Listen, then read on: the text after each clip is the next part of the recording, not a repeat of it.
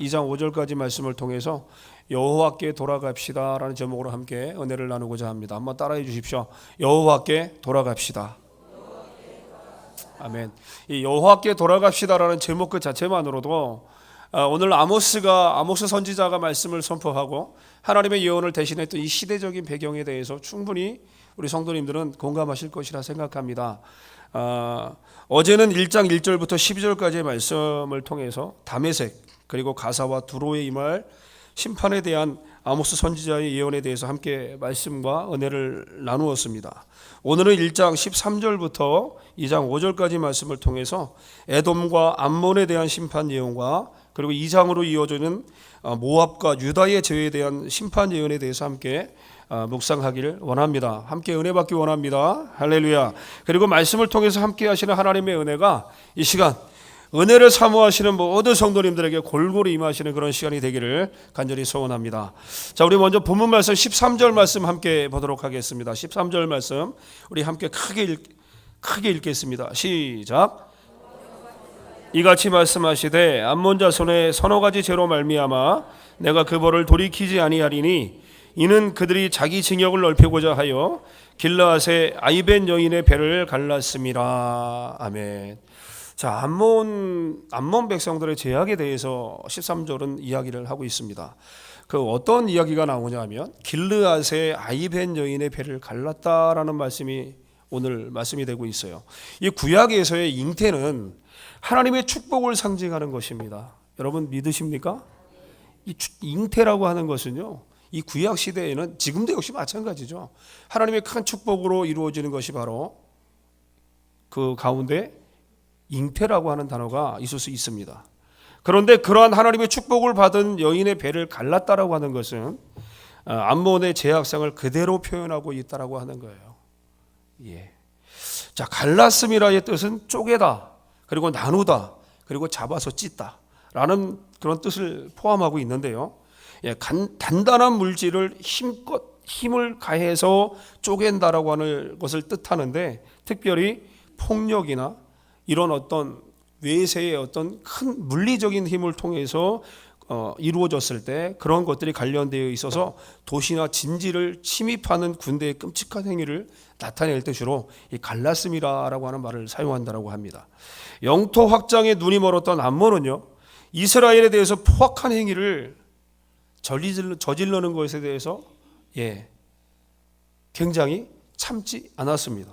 그들은 그들의 영토 때문에 길르앗의 아이벤 여인의 배를 갈랐습니다. 암몬과 아무런 이익관계도 없는 여인이었음에도 불구하고 그들의 욕심이 이런 엄청난 죄악을 불러일으키게 된 것입니다. 아이를 뵌 여인의 배를 가르는 행위는 포악한 민족 가운데서도 웬만하면 보기 힘든 그런 모습이다라고 성경은 이야기하고 있습니다. 그런데 암몬은 그런 행위를 너무도 손쉽게 저지르는 그런 민족이었다라고 오늘 성경은 이야기하고 있는 거죠. 그 이유도 아주 간단합니다.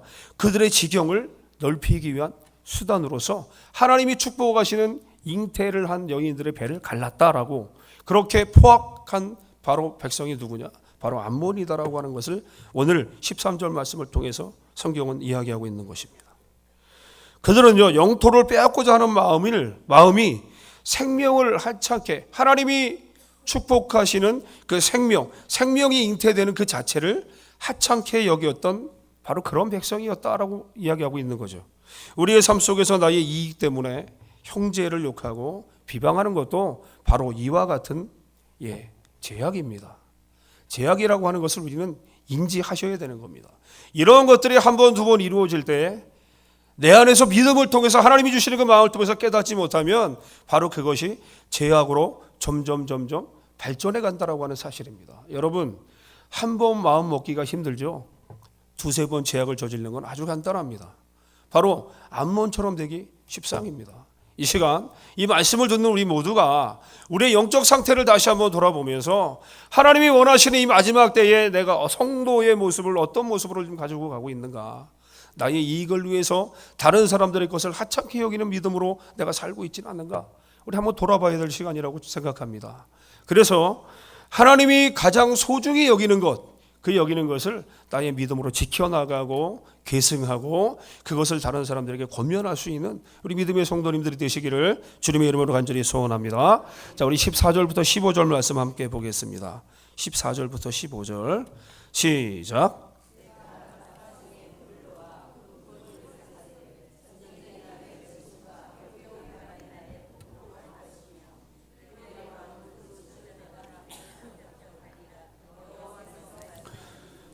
예, 드디어 이제 암몬에 임한 비참한 전쟁의 날에 대해서 성경은 14절 15절에 대해서 이 아모스 선지자는 예언하고 있는 겁니다. 어떻게 이루어지겠냐? 하나님의 심판이 이제 시작된다라고 14절부터 이어지는데요.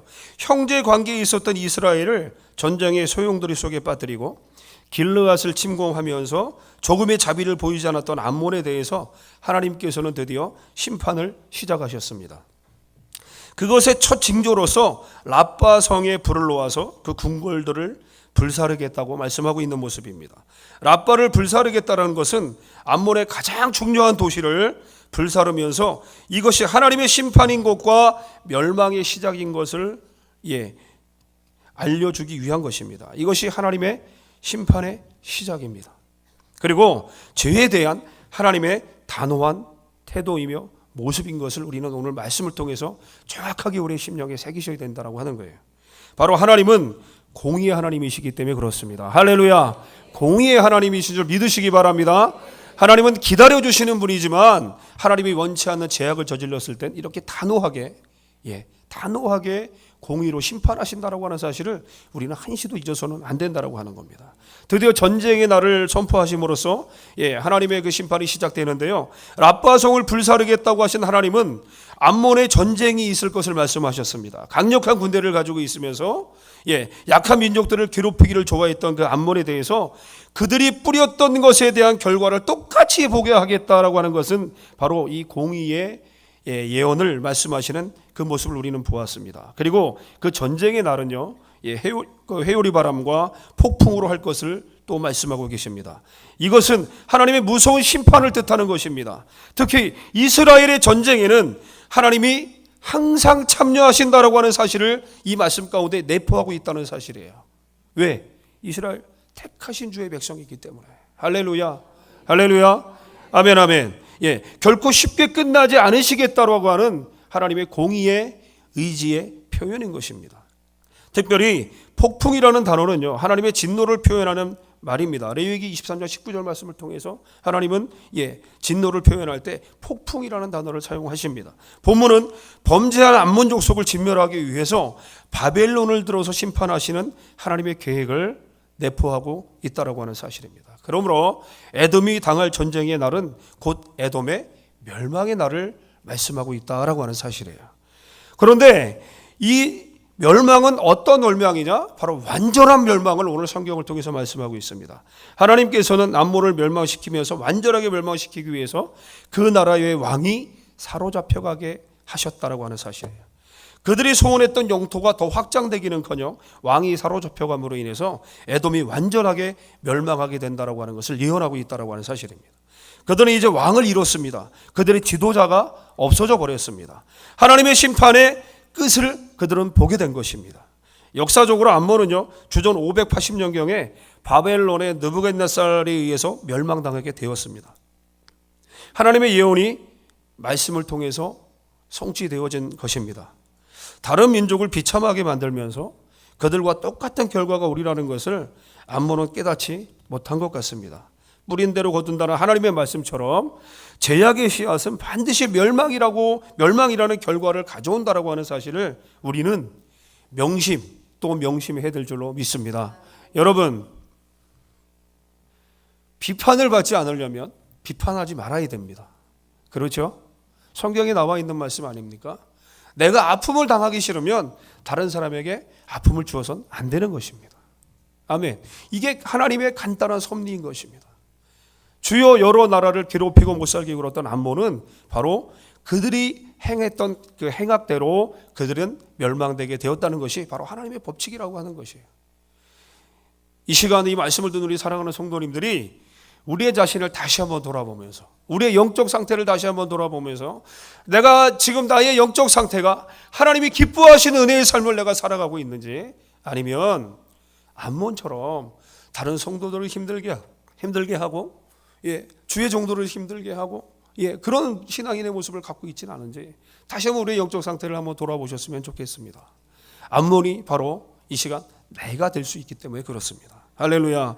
자, 2장 1절부터 3절까지는 그 모압에 대한 그 심판 예언이 말씀을 하고 있습니다. 우리 2장 1절 말씀을 함께 보겠습니다. 2장 1절.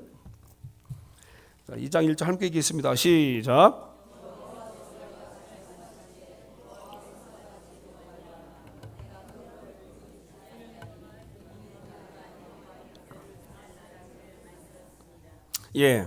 에돔왕의 뼈를 불살라 죄를 만든 모압에 대해서, 그 죄악에 대해서 오늘 말씀하고 있어요. 자, 그러면 우리가 모압에 대해서 잠깐만 제가 말씀을 좀 드리고 넘어가겠습니다. 모압은 여러분 롯 아시죠? 롯이 누군지 아십니까? 누구죠? 몰라요? 오 마이 갓. 롯은 바로 누구냐? 아브라함의 조카 아니겠습니까? 그죠? 근데 그 롯과 그의 장녀 사이에서 태어난 아들이 바로, 그 아들이 이룬 민족이 바로 모압이라는 나라예요. 그 족속입니다. 모압 족속은 BC 1360년경에 그 좋은 농경, 그리고 훌륭한 건축물, 그리고 국경에 있는 강한 요새들을 갖춘 고도로 조직화된 왕국이 되었습니다.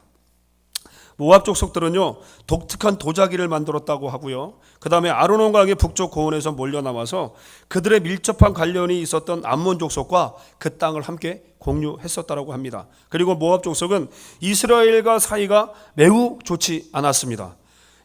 이스라엘에서 쫓겨난 족속이었지만 이스라엘이 하나님으로부터 그들을 공격해서는 안 된다라고 하는 명령을 받았던 나라 역시 바로 모압 민족이었습니다. 모압 왕은 끈질기게 이스라엘을 못살게 굴었던 왕 중에 하나입니다. 발람을 통해서 이스라엘 백성을 저주했고 우상 숭배에 빠지게 했습니다. 그리고 모압은 아수르에 의해서 정복당하지만 다시 회복되었다가 완전한 멸망은 누구에 의해서 이루어지냐? 바로 바벨론에 의해서 완전한 멸망을 이루는데, 멸망됐을 경우 그 사이에 그 당시에 한 족속의 차원, 나라가 아니라 하나의 족속의 차원에서 나라가 명맥이 백성이 유지가 되었다라고 성경은 이야기하고 있습니다. 자, 이 모압의 죄 가운데 뼈를 불살라 죄를 만들었다라고 오늘 그 1장 하반절에 그런 말씀이 나옵니다. 모압의 죄는요, 하나님 앞에서 다른 민족처럼 악했습니다. 모압은 발람을 통해서 이스라엘을 범죄케 했고, 사사시대에 이 모압을 제압할 때까지 이스라엘을 괴롭히던, 끈질기게 괴롭히던 그런 민족이었습니다. 이처럼 모압은 비인간적인 민족이었습니다. 왜냐하면 그들은 에돔 왕의 뼈를 불살라서 그것을 갈아서 죄를 만들었기 때문입니다. 끊임없이 다른 민족을 괴롭히던 모압은요, 그 포악함의 절정을 에돔 왕을 죽일 때에 보여주었습니다. 그들은 그들의 죄된 행위를 보여주기를 주저하지 않았다. 그래서 강팍한 민족이었다라고 하는 것입니다. 그런데 이 모든 것은 하나님 앞에서 심판을 자초하게 되는 행위였다라고 하는 사실입니다. 자신 있게 자기 자신들의 행포를 보여주면 뭐합니까? 그것이 심판받을 만한 근거가 되고 심판받을 만한 이유가 되었다라고 한다면, 모압 족속은 그렇게 영리한 족속은 아니었던 것 같습니다. 하나님을 전혀 알지 못했던 그런 족속이었던 것 같아요. 하나님의 기본적인 섭리를 알지 못했던, 지금 하나님을 모르고 이 땅을 살아가고 있는 수많은 하나님을 알지 못하는 백성들처럼 자신들만 잘났다라고 하는 그런 모습을 가지고 가는 사람들처럼 그런 족속이 아니었나 생각됩니다. 그래서 하나님께서는 그 볼을 돌이키지 않겠다라고 오늘 말씀을 통해서, 본문 말씀을 통해서 말씀하고 있다라고 하는 사실입니다. 그래서 우리는요, 오늘도 나가서 외쳐야 되지만, 바로 이 모압 족속과 같은 수많은 하나님을 알지 못하는 백성들, 저들의 죄가 죄인 줄 모르고 살아가는 사람들, 저들의 행위가 하나님의 마음을 아프게 하고 바로 심판의 근거가 된다라고 하는 사실을 알지 못하고 살아가고 있는, 하나님을 알지 못하는 수많은 백성들에게 오늘 우리는 외쳐야 되는 것입니다. 예수 믿고 구원받으라고 외쳐야 되는 것이고요. 하나님은 당신을 사랑한다라고 외쳐야 되는 것입니다. 할렐루야. 우리가 전도해야 할 충분한 이유가 이곳에 있는 것입니다. 할렐루야. 할렐루야. 이제 관심을 갖고 전도에 동참합시다. 할렐루야. 나오는 사람보다 안 나온 사람이 더 많은 건 이것은 아닌 거죠. 매주 목요일날 전도한다는 걸 전 성도가 알고 있는데, 그렇죠? 자, 오늘 믿음으로 함께 동참하시는 우리 귀한 성도님들 되시기를 주님의 이름으로 간절히 소원합니다. 자, 2절 말씀 함께 보겠습니다. 2절 시작.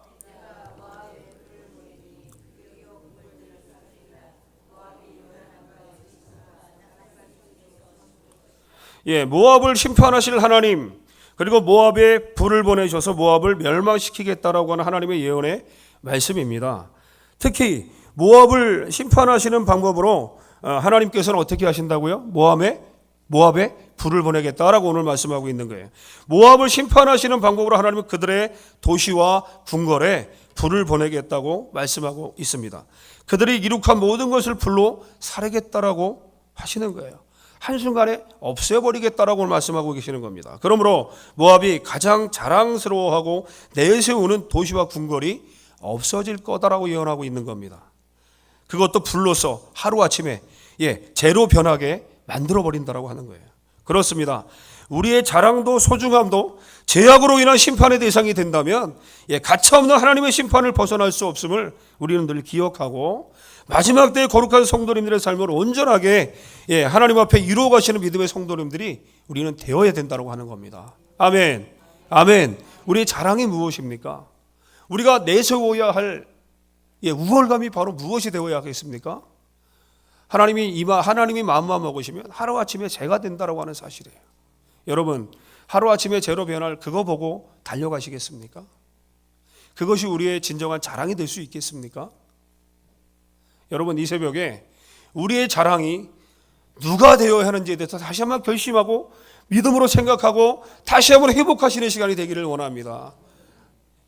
물질을 사랑하는 거 어찌 보면 이 세상을 사랑하는 사람들에게 당연한 건지 모릅니다. 그러나 중요한 것은 그 물질 하나님이 손대시면 하루아침에 없어질 수 있는 겁니다. 영원히 메마르지 않는 것, 영원히 목마르지 않는 것, 바로 내 안에 예수 그리스도를 영접하고 하나님이 말씀하시는 대로 믿음 안에서 살아가는 것, 그것을 바로 우리가 생각하고 이 시간에 기도해야 되는 이유가, 바로 첫 번째 이유가 그것이 되어야 되지 않나. 자, 우리 사랑하는 성도님들의 결심과 그리고 우리 사랑하는 성도님들의 행함이 되는 그런 시간이 되기를 간절히 소원합니다. 자, 그리고 모압의 멸망에 대해서 계속해서 이야기하고 있습니다. 성경은요, 모압의 멸망을 이렇게 표현하고 있습니다. 모압이 요란함과 외침과 나팔 소리 중에서 죽을 것이다 라고 말씀하고 있습니다. 이 말씀에서 알 수 있는 것은 범죄한 나라는 분명히 멸망한다라고 하는 거예요. 멸망도 그 흔적을 남기지 않으며 요란함 속에서, 외침 속에서, 나팔 소리 중에서 죽을 것입니다. 물밀듯이 몰아닥친 적군에 의해서 순식간에 멸망한다라고 하는 뜻입니다. 예상하지 못했던 순간에 모든 것을 빼앗기게 된다라고 하는 사실이에요. 예상하지 못했던 순간에. 이것이 하나님의 죄에 대한 심판입니다. 하나님께서는 기다리시며 인내하시는 분이시지만 이들의 행위는 하나님의 자비를 일으키기에는 너무나 많은 죄악을 저지르고 말았습니다. 그들은 하나님의 백성을 괴롭혔고 다른 민족을 공격하면서 가진 포악한 행동을 다 저질렀습니다. 그러므로 하나님께서는 이들을 도저히 용서하실 수 없었던 것입니다. 이 무서운 선포, 이 말씀은 이들에게는 절망이며 죽음이었습니다. 그러나 이 선포는 우리에게는 무엇이 될 수 있을까요? 새로운 소망과 회복과 하나님에 대한 약속의 언약 아니겠습니까? 여러분, 심판을 말씀하시면 심판받지 않을 이유도 우리에게 말씀하시는 거 아니겠습니까? 이 시간에 우리 사랑하는 성도님들이 심판에 너무 예민하지 않으셨으면 좋겠습니다. 심판은 악인에게 주시는 것이 심판이고요, 하나님이 사랑하는 백성들에겐 하나님 오늘도 우리 가운데 하나님 말씀하신 대로 약속을 이행하실 것이고요, 우리의 믿음을 회복시켜 주실 것이고요, 계속해서 믿음에서 떨어나가지 않도록 우리를 보호하시는 하나님의 사랑이 우리 가운데 넘쳐난다라고 하는 사실을 다시 한번 기억하셨으면 좋겠습니다. 아멘, 아멘. 자, 3절 말씀 보겠습니다. 3절 시작.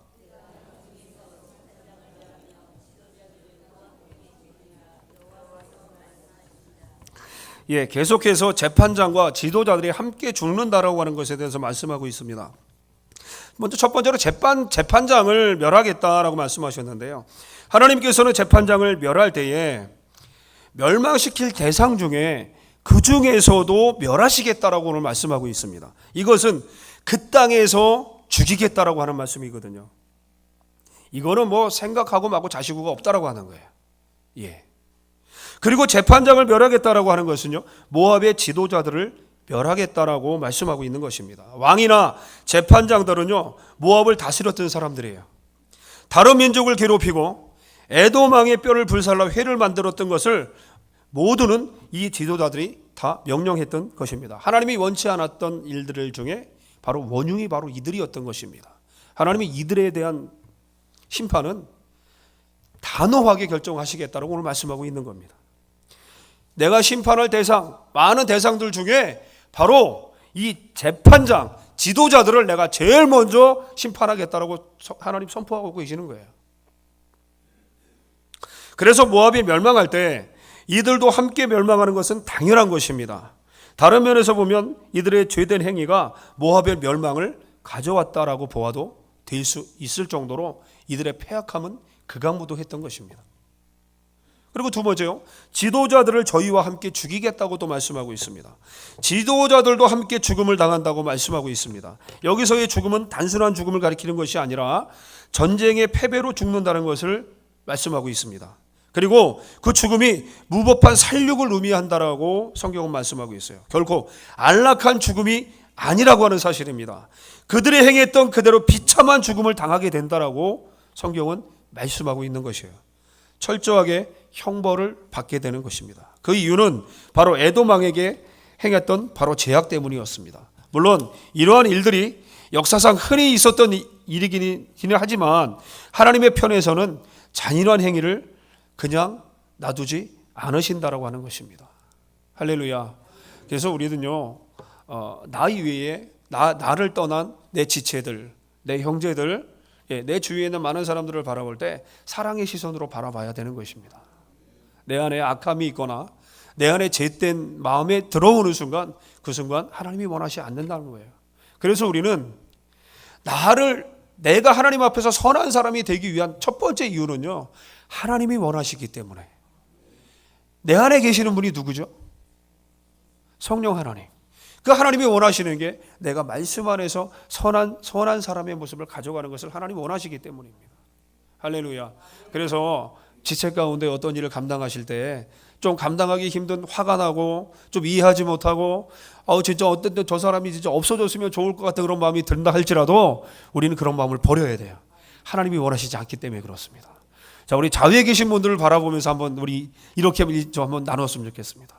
진심으로 사랑합니다. 정말입니까? 정말 진심으로 사랑하십니까? 바로 하나님이 원하시기 때문에 우리는 사랑해야 돼요. 자, 나를 버리는 그런 시간이 되기를 원합니다. 철저하게 내 안에 하나님이 살아서 역사하시는 은혜의 삶을 사시는 우리 성도님들 되시기를 주님의 이름으로 간절히 소원합니다. 아멘. 자, 4절부터 5절의 말씀은요, 이제 모압에 대한 심판 예언이 아니라 바로 누구? 유다에 대한 심판을 예언하고 있는 거예요. 유다가 누굽니까? 하나님이 친히 선택하신 백성들이에요. 근데 이제는 6개 나라를, 그 이스라엘 백성들을 끊임없이 괴롭혔던 6개 나라를 다 심판하실 것에 대해서 예언하셨는데, 이제 마지막으로 이스라엘, 유다 백성을 위하여서 심판하시겠다라고 4절 5절을 통해서 말씀하고 있는 겁니다. 자, 4절 말씀 한번 보겠습니다. 4절 말씀 한번 다 같이 읽겠습니다. 시작.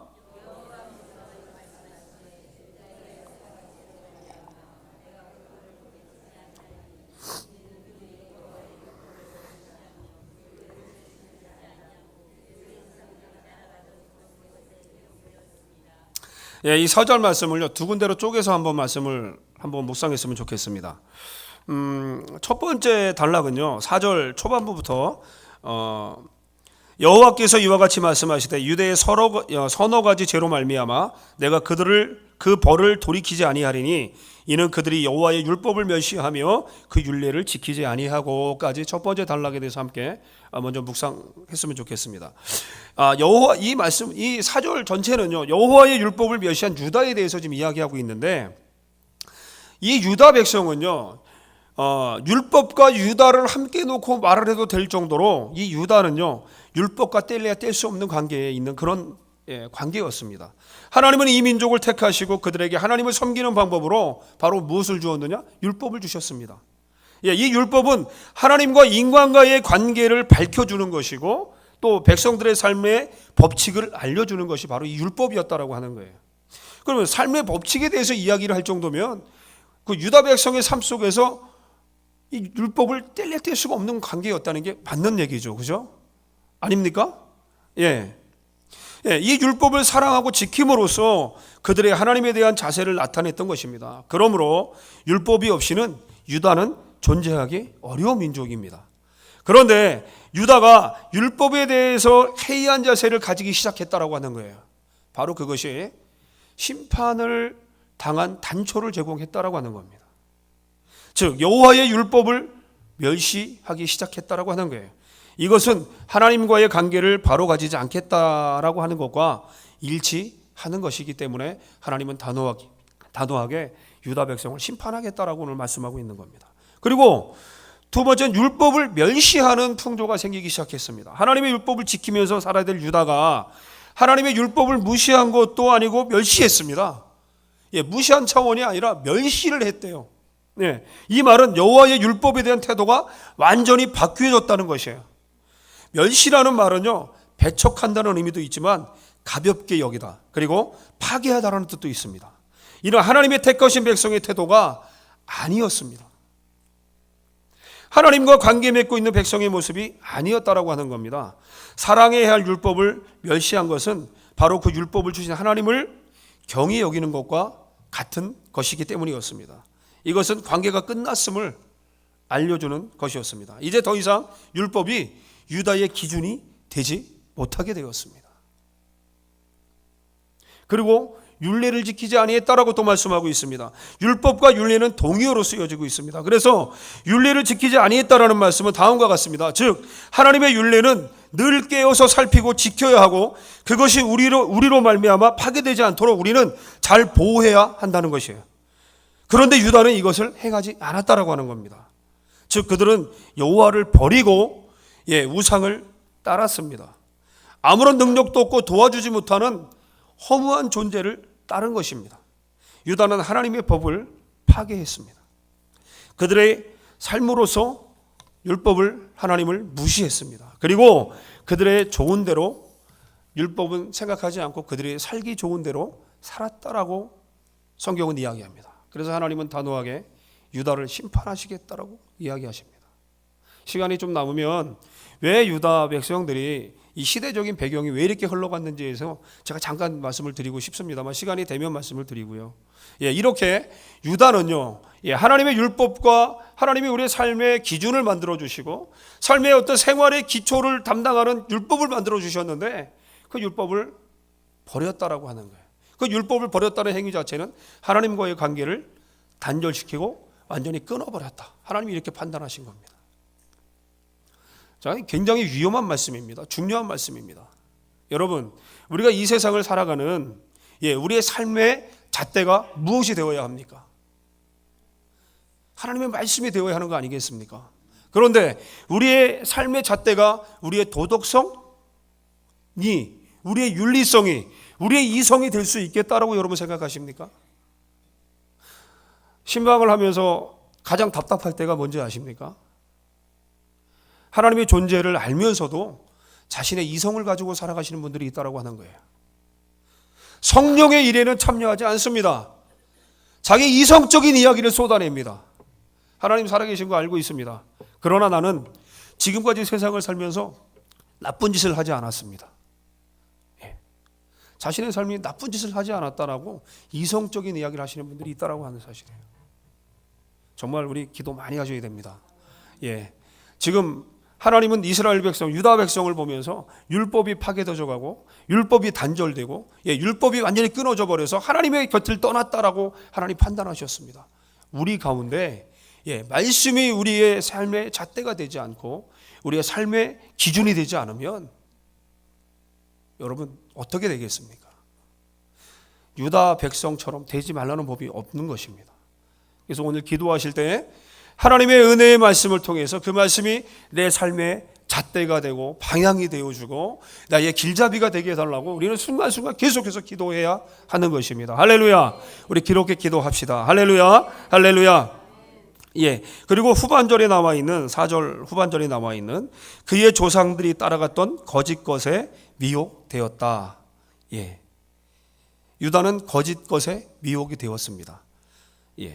그런데 그 미혹된 유다가 어떻게 이루어져 가고 있는지 말씀드리겠습니다. 그 열조를 따라갔다라고 말씀합니다. 유다는 거짓 것을 따라갔습니다. 이것은 헛된 것을 가리킵니다. 그리고 우상을 가리킵니다.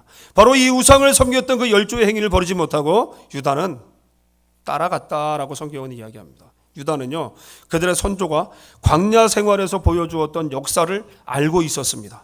그 속에서 하나님의 섭리와 계획도 알고 있었습니다. 그런데도 유다는 그 열조의 행위를 버리지 못하고 전통을 지키는 양 나쁜 행위를 계속해서 일삼아 왔다라고 성경은 이야기하고 있습니다.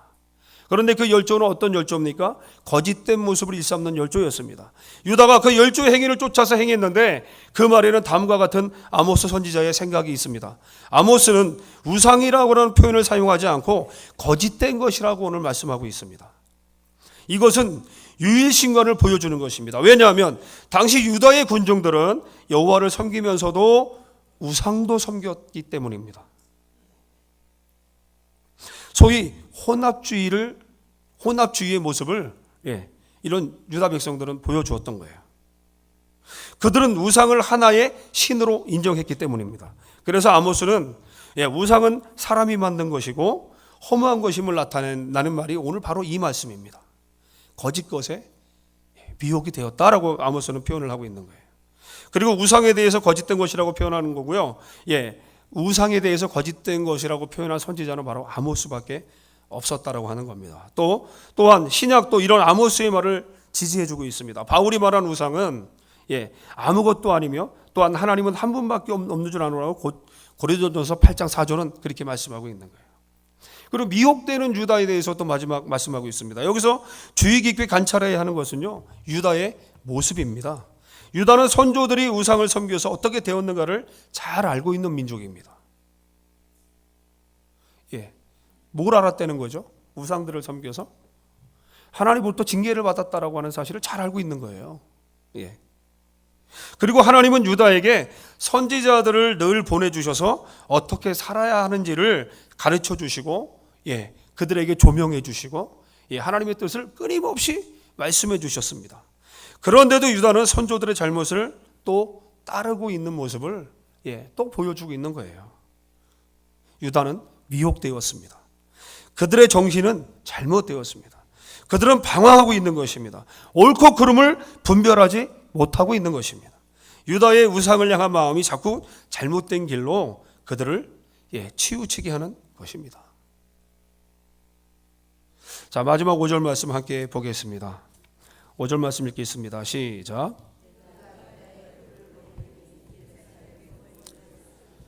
유다에 보내질 여호와의 불에 대해서 말씀하고 있습니다. 유다의 그 죄에 대한 심판에 대해서 이제 말씀하고 있는 건데요. 하나님 앞에서 심판을 받는 모든 자들은 구별이 없습니다. 다시 말하면 심판을 받는 데 있어서 유다나 이방의 구별이 없다라고 하는 것입니다. 아무리 선택한 백성, 하나님이 친히 선택한 백성이지만 그들이 죄를 범했을 때는 예외 없이 하나님의 심판을 받게 된다라고 하는 것이, 이것이 하나님의 기본 메시지입니다. 하나님은 죄에 대해서 공평하게 하십니다. 하나님은 자기 백성일수록 더 가혹하게 심판하십니다. 그 이유는 그 민족을 사랑하시기 때문인 줄 믿으시기 바랍니다. 할렐루야. 그래서 유다에 대해서 하나님은 심판의 손을 오늘 말씀을 통해서 펼치신 것입니다. 자, 이 심판의 표준에 대해서 이야기하는데요. 유다가 심판을 받지만 그것은 이방인과는 달랐다라고 성경은 이야기합니다. 로마서 2장 12절에 기록한 것처럼 율법 없이 범죄한 자는 율법 없이 망하고 무릇 율법이 있고 범죄한 자는 율법으로 말미암아 심판을 받으리라 말씀했습니다. 이처럼 유다는 그들의 율법에 의해서 심판을 받게 된 것입니다. 이방인들의 죄는 물론 인간의 양심의 법에 근거하였지만 아모스가 지적한 것은 바로 사회적인 죄악들이었습니다. 그러나 유다의 죄는 여호와의 법을 무시하며 멸시하고 배척했다는 것이었습니다. 즉 하나님의 계명과 율례를 지키지 않고 그대로 살지 않는 그런 죄였던 것입니다. 이것이 바로 무엇이냐? 바로 우상숭배였습니다. 그래서 하나님께서도 그들의 행위를 율법에 근거하여 오늘 심판하겠다라고 말씀하고 있는 것입니다. 여러분, 하나님은 이렇게 그들의 믿음의 행위를 통해서 심판하신다라고 하는 그 기준을 우리는 다시 한번 명심해야 할 것입니다. 아멘. 행위, 굉장히 중요한 것입니다. 우리 안에서 하나님 말씀하신 믿음의 행위가 계속해서 이루어져야 된다라고 하는 겁니다. 할렐루야. 할렐루야. 예루살렘 궁궐을 사르겠다라고 또 말씀하고 있는데요. 하나님께서는 죄를 범한 민족들을 멸하실 때마다 그 나라의 가장 중요한 도시를 불로 멸하셨습니다. 유다에 대해서도 이것은 예외가 될 수 없었습니다. 하나님의 성전이 있는 거룩한 도시였지만 그들이 범죄할 때 더 이상 중요한 곳이 되지 못했습니다. 하나님 앞에서 종교적 순교를 상실했을 때 그들의 종교의 본산지인 예루살렘이 불길에 휩싸이게 되는 것입니다. 이 말씀은 BC 586년에 바벨론에 의해서 성취되어졌습니다. 그리고 먼 훗날 로마에 의해서 예루살렘은 불길에 또 쌓이게 되었고요. 그들이 가장 사랑하던 성전을 영원히 잃어버리게 되는 그런 사건이 일어나기도 했습니다. 여러분, 우리가 이 세상을 살아가면서 믿음 생활을 하면서 가장 소중하게 여기는 것에 대해서 다시 한번 이 시간 한번 생각해 보았으면 좋겠습니다. 우리가 가장 소중하게 생각하는 것이 내 영혼을 살릴 수도 있고 내 영혼을 죽일 수도 있는 것입니다. 하나님의 심판의 반열에 올라서게 할 수도 있다라고 하는 사실입니다. 그것이 영원할 것이라고 하는 생각은 하지 않으셨으면 좋겠습니다. 바로 우리의 기준은 하나님의 기준이 되어야 하기 때문입니다. 아멘, 아멘. 우리가 보면 뭘 얼마나 멀리 볼 수 있겠습니까? 여러분, 한 치 앞도 내다볼 수 없는 게 우리의 삶 아니겠습니까? 우린 그런 존재입니다. 하나님을 의지하지 않고서는 단 하루도 살 수 없는 것이 우리의 삶인 것입니다. 누가 내일 내가 일어날 일에 대해서 알 수 있고 환히 볼 수 있고 일주일 후에 일어날 수 있는 일에 대해서 누가 알 수 있겠습니까? 그럼에도 불구하고 세상에 많은 사람들은요, 오늘을 위해서 최선을 다해서 살아가는 것처럼 그런 모습으로 살아가는 사람들이 너무 많습니다. 하나님을 알지 못한 채. 결론입니다. 우리들은 오늘 아모스 선지자의 예언을 통해서 하나님의 심판의 범위를 벗어날 수 있는 대상은 아무도 없다는 사실을 알게 되었습니다. 하나님께서 친히 선택하신 백성들도 하나님의 말씀을 잃어버리고 택함받은 거룩한 왕 같은 제사장의 모습을 잃어버린다면 거침없는 하나님의 심판을 벗어나지 못할 것입니다. 그래서 우리에게 주어진 하나님의 이 시간, 은혜의 시간, 하나님 앞에 예배할 수 있는 시간, 그리고 우리에게 허락하신 삶의 시간을 통해서 우리는 하나님을 높여 드려야 되고요. 우리의 삶의 전부는 바로 우리의 생각과 기준과 이성이 되는 것이 아니라 하나님의 생각, 하나님이 전부가 되어야 한다는 사실을 다시 한번 여러분들에게 말씀드리고 싶습니다. 한 치 앞도 내다볼 수 없는 우리들이기에 우리가 어떻게 단호하게 세상에 나갈 수 있겠습니까? 오늘도 부족한 심령으로 하나님이 없이는 단 하루도 살 수 없다라고 하는 믿음의 고백을 하시면서 하나님 내 안에 주인이 되어 주십시오.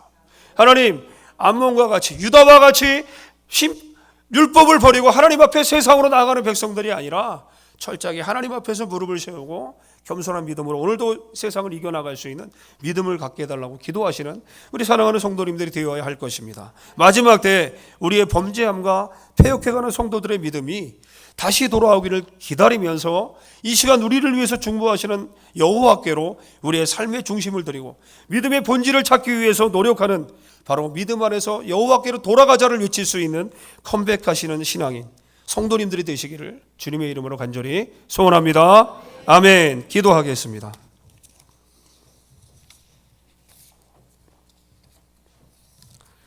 하나님 아버지, 오늘도 부족한 종의 입술을 통해서 하나님 아모스 선지자의 예언을 선포했습니다. 이 당시에 아모스 선지자의 하나님 그 불같은 하나님의 그 말씀을, 그 마음을 움켜잡고 주의 말씀을 선포하실 때 주님이 택하셨던 백성, 유다 백성도 예외는 아니었습니다. 하나님, 이 시간 주님을 우리의 아버지라고 모셔드리고 하나님의 자녀라고 우리는 살아가고 있지만 하나님, 우리도 예외일 수 없음을 하나님 다시 한번 깨닫게 하여 주옵소서. 내가 나의 삶의 모습이 하나님이 원하시는 모습이 되어야 하고 하나님이 받기 원하시는 그런 삶의 모습으로 나아갈 수 있는 하나님 귀한 믿음의 성도님들이 되게 하여 주시고, 이 새벽에 하나님 나의 신앙의 정체성을 다시 한번 확립해서 하나님이 원하시는 믿음의 본질을 회복하고 하나님 그 본질대로 나아갈 수 있는, 결단하며 나아갈 수 있는 하나님 믿음의 성도님들이 되어줄 수 있도록 성령님 역사하여 주옵소서. 이 시간 우리 가운데 살아계신 그 하나님을 찬양합니다. 그 하나님을 높여드리기 원합니다. 그 하나님이 영원히 나와 함께 계시는 하나님인 줄 믿습니다. 내가 그 하나님 앞에 오늘도 내 자신을 맡겨드리고 하나님의 말씀 가운데 굴복하며 나갈 수 있는 하나님 귀한 믿음의 삶이 되어줄 수 있도록 성령님 역사하여 주시옵소서. 오늘도 하나님 함께 하시고 인도하심을 감사드리며 예수님의 이름으로 간절히 기도하옵나이다. 아멘. 자, 광고